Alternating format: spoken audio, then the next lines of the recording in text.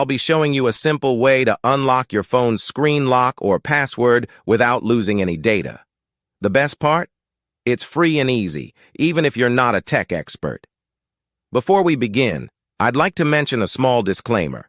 The method I'm about to show you is 100% legal, safe, and free.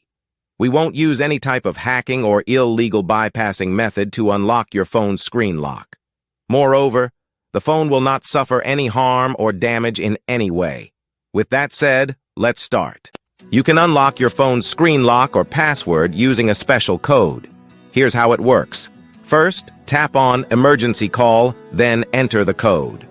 This code is unique to each type of phone and is provided by the phone manufacturer. In this video, we're using a code that works specifically for the type of phone we're demonstrating. Now, let me show you how you can get the code.